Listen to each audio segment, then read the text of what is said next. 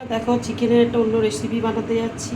তার মধ্যে চিকেনটা ম্যারিনেট করে রেখেছি, যেমন লেবু, পাতিলেবু, তারপরে হচ্ছে হলুদ, নুন, আর হচ্ছে আদা রসুন বাটা, এগুলো দিয়ে ম্যারিনেট করে এবার একটু কাসুরি মেথি দিয়ে দিচ্ছি।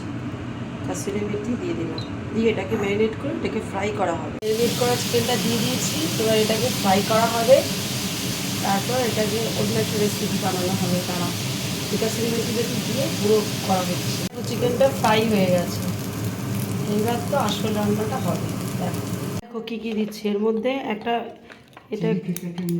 এর মধ্যে হচ্ছে বাটার দিলাম, এর মধ্যে কোরিয়েন্ডার লিভস মানে ধনে পাতা কুচোনো এই দিয়ে দিলাম। আচ্ছা, এবার হচ্ছে সব গার্লিক মানে রসুন কুচোনো দিলাম,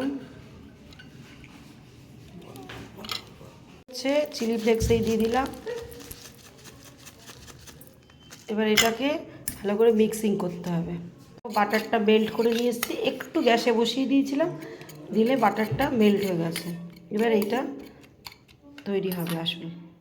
এই যে দেখো, এটার মধ্যে ওই যেটা দেয়া হয়েছে, বাটারটা মেল্ট করা হয়েছে, ওইটা দেয়া হচ্ছে। এবার এই চিজটা বসিয়ে দেওয়া হলো, একটু খুলে গেছে, চিজটা বসিয়ে দেওয়া হলো। এই যে